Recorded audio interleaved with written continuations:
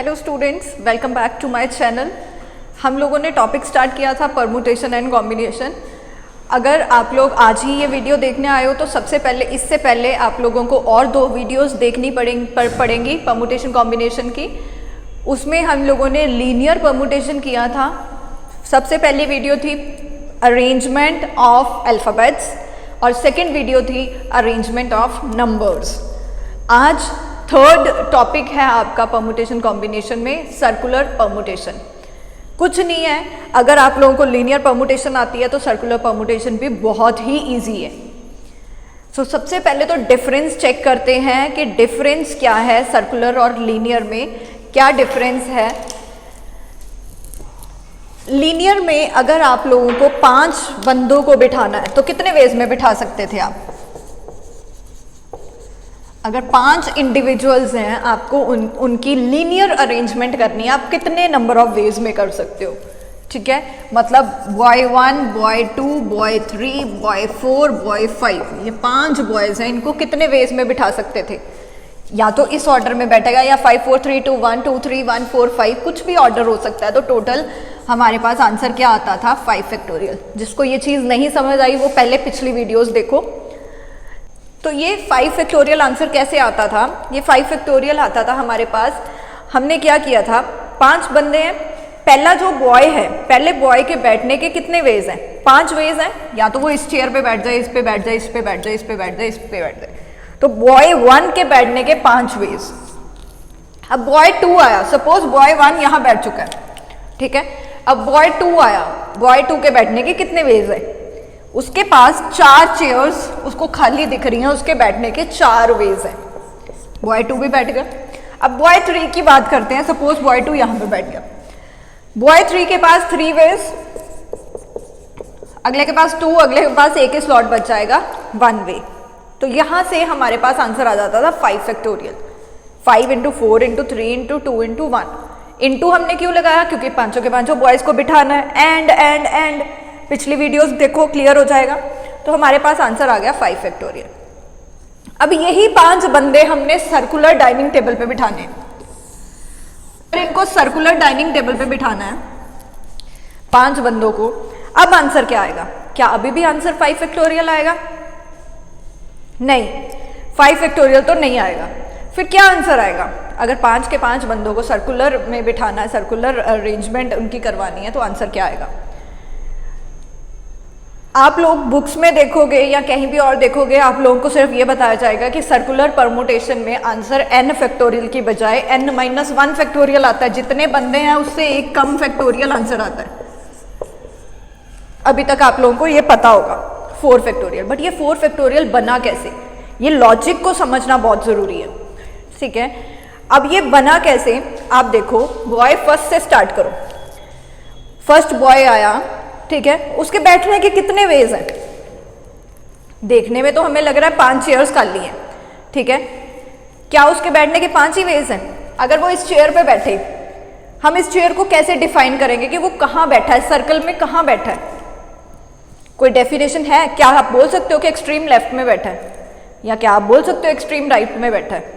नहीं, हम तो ऐसा कुछ भी डिफाइन ही नहीं कर पा रहे, क्योंकि हर चेयर की डेफिनेशन सेम है। इस चेयर की डेफिनेशन क्या है? इसके लेफ्ट में एक चेयर है, राइट में एक चेयर है, 2 चेयर सामने है। अगर इस चेयर की बात करूं तो इसके भी लेफ्ट में एक चेयर है, राइट में एक चेयर है, 2 चेयर्स इसके सामने। हर चेयर की डेफिनेशन सेम है। दैट मीन्स जो पहला बंदा आता है वो चाहे कोई सी भी जगह चूज कर ले, उसके लिए वो सेम है। तो पहले बंदे के बैठने के कितने वेज बने? 1, ठीक है। अब सेकेंड बॉय आया। अब सपोज बॉय 1 यहां बैठ चुका है। अब सेकेंड बॉय आया, सेकेंड बॉय के बैठने के कितने वेज है?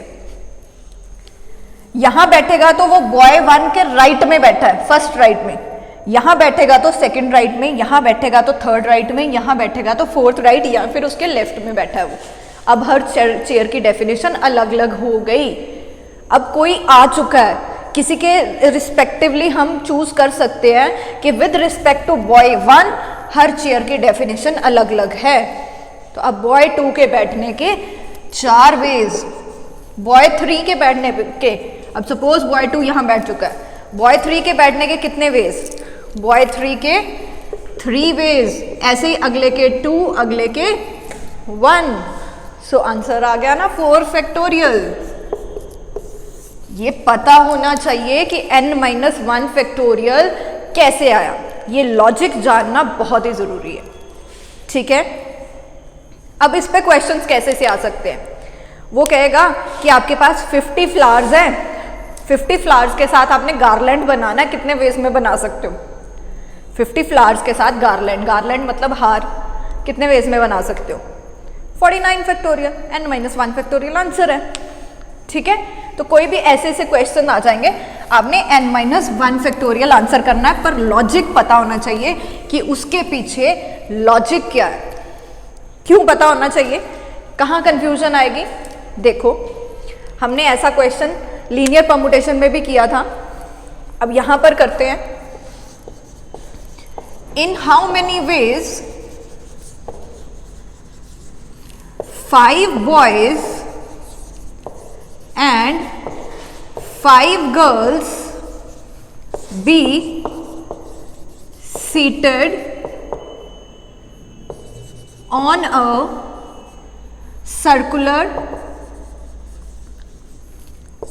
conference table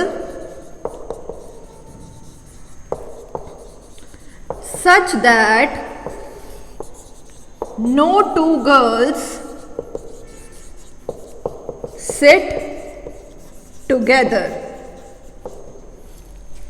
कहते 5 बॉयज और 5 गर्ल्स को सर्कल में बिठाना है और कोई भी 2 गर्ल्स इकट्ठी नहीं बैठनी चाहिए। अगर ये क्वेश्चन हम लोग लीनियर परमुटेशन में करते, पहले तो लीनियर में आना चाहिए कि लीनियर में इस क्वेश्चन को कैसे टैकल करते। अगर सर्कुलर कॉन्फ्रेंस टेबल की जगह लिखा होता बी सीटेड इन अ रो, कि इनको रो में बिठाओ, 5 बॉयज और 5 गर्ल्स को, और लड़कियां इकट्ठी नहीं बैठनी चाहिए, तो कैसे होगा? हमने क्या करना है, पहले बॉयज को बिठा लिया, ये मैं रो का क्वेश्चन करवा रही हूं, क्वेश्चन चेंज ही कर लेते हैं।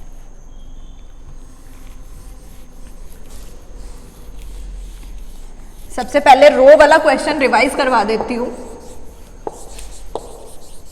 रो मतलब होता है सीधी लाइन, लाइन में अगर 5 बॉयज और 5 गर्ल्स, हमने पिछली वीडियो में भी ये क्वेश्चन कवर कर रखा है, 5 बॉयज और 5 गर्ल्स को बिठाना, लड़कियां इकट्ठी नहीं बैठनी चाहिए, तो कितने वेज में बिठाओगे? पहले तो बॉयज को बिठा दो जी, बॉयज की हमने स्लॉट्स फिक्स कर दिए, ये फिक्स है कि यहाँ पर बॉयज को बिठाना है, पर ऑर्डर कुछ भी हो सकता है, तो मतलब 5 सीटें बॉयज के लिए, 5 ही बॉयज है, 5 फैक्टोरियल वेज। अब गर्ल्स ने इनके बीच बीच में बैठना है जी, या तो स्टार्टिंग में बैठ जाए या लास्ट में बैठ जाए या इनके बीच में बैठ जाए। ठीक है, अगर इनके बीच में बैठना है तो गर्ल्स के लिए बैठने की जगह कितनी है? 1 2 3 4 5 6, और हमारे पास गर्ल्स कितनी है? गर्ल्स है हमारे पास सिर्फ 5। दैट मीन्स हम हर बार एक स्लॉट खाली जाएगा, कभी ये वाला, कभी ये वाला।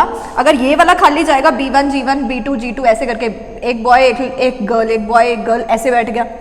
अगर ये वाला स्लॉट खाली गया, गर्ल बॉय, बॉय बॉय इकट्ठे बैठे हैं, गर्ल्स तो नहीं बैठी ना, तो मतलब हम क्या कर रहे हैं, स्लॉट चूज कर रहे हैं कि कोई 5 स्लॉट चूज कर लो, कोई भी एक खाली जाएगा, हमारा आंसर सही आने वाला है 65।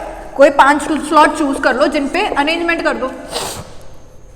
ठीक है, अब कोई 5 स्लॉट जब चूज किए, वो हर तरह के 5 चूज हो चुके हैं, 6C5 में हर तरह का आंसर आ गया, कभी ये खाली गया, कभी ये, कभी ये, कभी ये, कभी ये, तो ये हमारा आंसर बन गया। बॉयज बैठ गए 5 फैक्टोरियल में, गर्ल्स बैठ गई इतने में, बॉयज एंड गर्ल्स दोनों बिठाने, मल्टीप्लिकेशन का साइन आ गया। ये कब आया?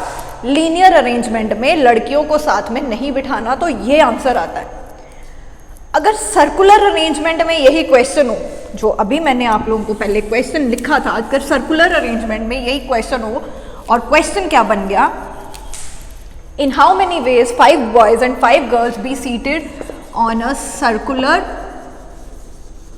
Conference table. अब क्या होगा? अब कॉन्फ्रेंस टेबल है, सर्कल बना लो, अब फिर से 5 लड़कों को बिठा लो, 5 लड़कों की सीट्स फिक्स कर दी, 1 2 3 4 5 लड़के। अब पहले लड़के बिठाने हैं, जो लीनियर में किया था, लीनियर में भी पहले लड़के बिठाए थे, यहां भी पहले लड़के बिठा दो। अब यहाँ लड़के कितने वेज में बैठेंगे, यहाँ बैठेंगे 4 फैक्टोरियल, क्योंकि जब वो पहला लड़का आएगा उसके लिए हर पोजीशन सेम है, तो 4 फैक्टोरियल आ गया। अब लड़कियों के लिए जगहें चूज कर लो, बीच बीच में, लड़कों के बीच बीच में बिठा दो लड़कियों को। कितने स्लॉट्स हैं उनके लिए, 1 2 3 4 5, 5 ही लड़कियां 5 ही स्लॉट। हर स्लॉट की डेफिनेशन अलग अलग है। सपोज पहला लड़का राम था, दूसरा शाम था, ये वाली जो चेयर है उसकी डेफिनेशन है राम और शाम के बीच वाली। ये वाली चेयर की डेफिनेशन क्या है, शाम और किसी थर्ड लड़के के बीच वाली, ठीक है। ये वाली चेयर की डेफिनेशन थर्ड लड़के और फोर्थ लड़के के बीच वाली। हर चेयर की डेफिनेशन अलग अलग है। तो अब गर्ल्स के बैठने के कितने वेज हैं, 5 स्लॉट, 5 गर्ल्स, 5 फैक्टोरियल वेज। तो इस केस में आंसर आएगा 4 factorial into 5 factorial. I hope सबको सर्कुलर परम्यूटेशन समझ आ गया होगा। इसके अलावा यहाँ पर कोई और लॉजिक नहीं लगाना, दिमाग नहीं लगाना, सिर्फ ये पता होना चाहिए कि चेयर की डेफिनेशंस अलग अलग हैं या नहीं है। जितनी चेयर्स उतनी ही लड़कियां, तो उतने फैक्टोरियल आंसर, ठीक है। बट जो पहली चेयर है, मतलब पहले ये चीज ध्यान रखनी है कि हर चेयर की, हर स्लॉट की डेफिनेशन कहीं सेम तो नहीं बन रही, ठीक है। अगर हर चेयर की डेफिनेशन सेम बन रही है तो फिर n-1 फैक्टोरियल आ जाएगा। लॉजिक अब आप लोगों को क्लियर है। तो ये था हमारे पास सर्कुलर परम्यूटेशन का मेन कॉन्सेप्ट, ठीक है जी। अब परम्यूटेशन के बाद हम लोग शुरू करने वाले हैं कॉम्बिनेशन, जो हमने स्टार्टिंग के लेक्चर्स में थोड़ा सा आपको हिंट दिया था। परम्यूटेशन और कॉम्बिनेशन में डिफरेंस क्या है, क्या डिफरेंस था परम्यूटेशन और कॉम्बिनेशन में। परम्यूटेशन अरेंजमेंट भी करवाता है और कॉम्बिनेशन सिर्फ सिलेक्शन करवाता है, ठीक है। कॉम्बिनेशन सिलेक्शन, सिलेक्शन किन चीज़ों की हो सकती है, कहाँ कहाँ ये सिलेक्शन लग सकती है, अब उन क्वेश्चंस पे आते हैं। थोड़े से कॉम्बिनेशन के क्वेश्चंस करके फिर हम लोग कुछ टिपिकल क्वेश्चन करेंगे जिसमें परम्यूटेशन और कॉम्बिनेशन दोनों चीजें लगेंगी।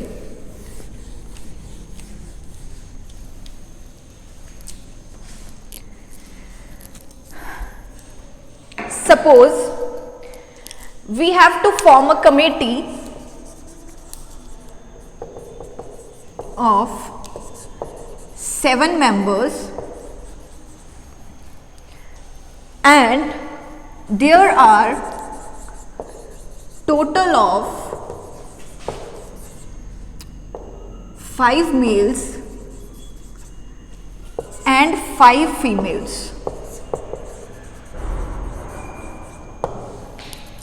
Question है, in how many ways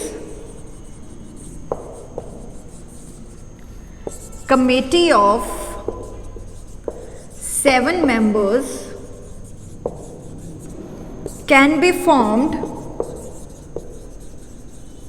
if there are at least 3 females in the group। अगर 3 फीमेल्स रखनी ही रखनी है, टोटल 7 बंदों की कमेटी है, तो वो 7 बंदों की कमेटी में अगर 3 फीमेल्स रखनी ही रखनी है तो कितने वेज में कमेटी बन सकती है, ठीक है। अब कितने वेज में बन सकती है, 5 मेल्स 5 फीमेल्स। अब एटलीस्ट बोला उसने, कम से कम आपने 3 फीमेल्स लेनी ही लेनी है। तो पहले तो 5C3 लगा दो, ये हमने 3 फीमेल्स ले ली, 5 में से 3 फीमेल सिलेक्ट कर ली, ठीक है। जैसे सपोज 5 गर्ल्स थी, ठीक है, उसमें से जब हम 5C3 लगा रहे हैं तो हम हर तरह की 3 का कॉम्बिनेशन ले रहे हैं, ठीक है। कभी रीटा गीता सीता, ठीक है, कभी सीता बबली लवली, ठीक है, या बबली लवली गीता, जितने भी पेयर्स, अलग अलग पेयर्स बन सकते हैं वो सारे इसमें आ गए 5C3 में, ठीक है। ये तो 3 फीमेल्स हुई। एंड का मतलब मल्टीप्लाई। अब टोटल 7 बंदे चाहिए थे, अगर 3 फीमेल्स हैं तो बाकी के बाकी मेल्स सिलेक्ट कर लो। मेल टोटल कितने हैं, 5, उसमें से फिर हमें 4 सिलेक्ट करने पड़ेंगे। सिलेक्ट है तो सी लगा दिया, सी का मतलब कॉम्बिनेशन, कॉम्बिनेशन का मतलब सिलेक्शन, सिलेक्शन ही तो करनी थी हमने, तो इसलिए कॉम्बिनेशन लगाया। 5C3 खोल दो इसको। चलो ये फॉर्मूला तो लगाना आ जाएगा आपको, इस पे चलो बाद में आते हैं। एक तो ये वे है, और उसने एटलीस्ट बोला ना, कम से कम 3 फीमेल्स लेनी है, 3 से ज़्यादा भी तो हो सकती हैं। और कौन सा केस बन सकता है इसमें, और 4 फीमेल ले लो, कम से कम 3 होनी चाहिए, 4 भी तो हो सकती है, ठीक है। 4 अगर फीमेल्स हैं तो 3 मेल ले लिए, और अगला भी कोई केस बन सकता है, 5 की 5 फीमेल ले लो। उन्होंने ये तो नहीं बोला मेल लेना ही लेना है, ये तो नहीं बोला, बस इतना बोला एटलीस्ट 3 फीमेल्स होनी चाहिए। क्या पता एक ऐसा मेथड है, कई बार हम कमेटी 5 की 5 फीमेल्स की बना दें, ठीक है। तो अगला आ गया 5C5 इंटू, अच्छा टोटल 7 बनाने थे ना, तो इसमें मेल्स भी आएगा, 5C2। बस ये हमारे पास टोटल वेज आ गए। ये जो थर्ड हमारे पास था, एक तो ये बन गया, 5C4 इंटू 5C3, ठीक है, ये सेकेंड हो गया। थर्ड केस कौन सा बन सकता है, अब 4 भी फीमेल ले ली, कम से कम 3 लेनी थी, 3 भी ले ली, 4 भी ले ली। अब अगले वे में 5 फीमेल्स ले लो, अगर 5 की 5 फीमेल्स हैं तो मेल्स सिर्फ 2 आए, ठीक है। तो ये टोटल वेज बन जाएंगे। इसको अब हम सॉल्व करेंगे। अब इसको अगर सॉल्व करना है कैसे करोगे, 5C3 को आप लोगों के पास NCR का फॉर्मूला क्या था, n factorial upon r factorial into n minus r factorial, लगा दो वहाँ formula.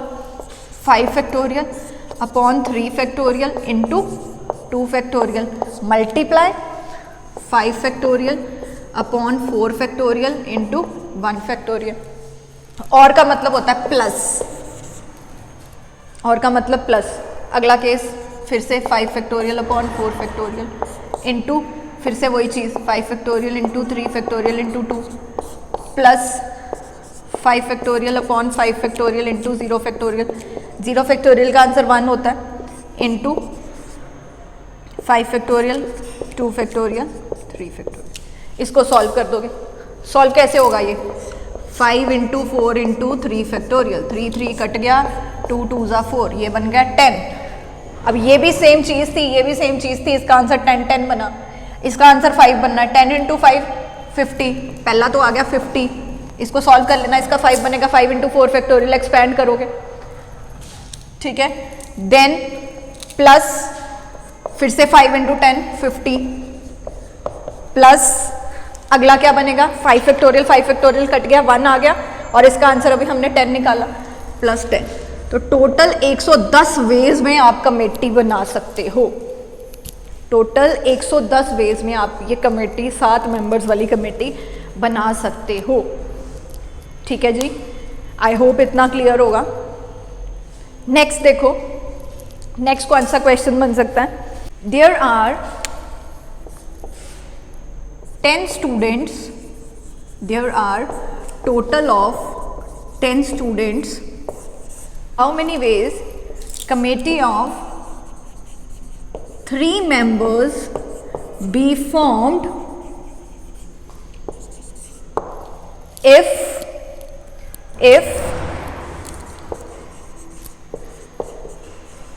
2 students are always included in the committee। 10 बच्चे हैं क्लास में, 10 बच्चों में से हमने 3 मेंबर्स की कमेटी बनानी है, और बोल रहा है कि 2 बच्चे तो ऐसे हैं जिनको कमेटी में लेना ही लेना है। तो दैट मीन्स वो 10 में से 2 तो साइड पे निकाल दो। रह कितने गए अब टोटल 8, और उन 8 में से हमें कितने चाहिए, सिर्फ 1।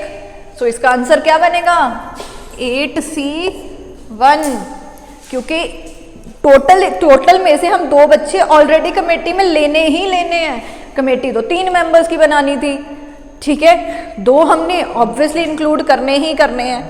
अगर 2 को हमने इंक्लूड करना ही करना है तो दैट मीन्स चूज किसको करना है, किसी एक को, और कितने में से, 8 में से 1 को चूज करना।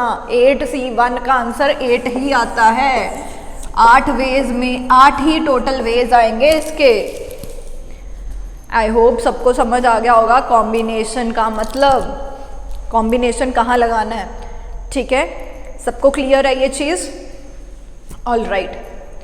अब देखो नेक्स्ट बहुत ही इंटरेस्टिंग क्वेश्चन है और इस क्वेश्चन में मैक्सिमम बच्चे कंफ्यूज होते हैं। ये काफ़ी इंटरेस्टिंग क्वेश्चन है। 2 क्वेश्चंस लिखूंगी मैं बोर्ड पे, आप लोग देखना, दोनों का आंसर बताना मुझे। लेट्स चेक आप लोगों को कितना समझ आया, कितना आप लोग ग्रैब कर पाए हो। 2 क्वेश्चन है, देखने में काफ़ी सिमिलर क्वेश्चन है, क्या इनका आंसर भी सिमिलर आएगा या डिफरेंस कहाँ पर आएगा?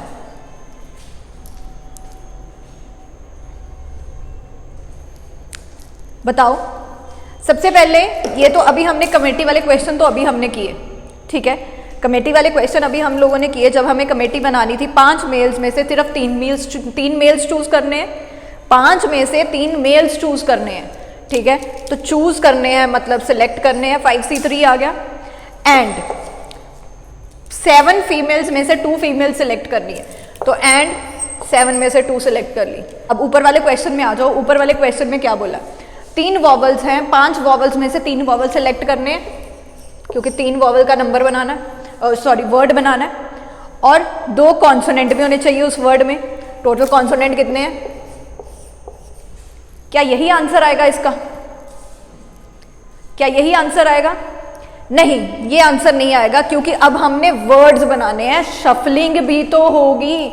कमेटी तो जब सिलेक्ट कर ली कि राम को भी ले लिया, सीता को भी ले लिया, जैसे मर्जी खड़े हैं वो, हमें क्या लेना देना उस चीज से, हमने उसकी अरेंजमेंट क्यों करवानी है?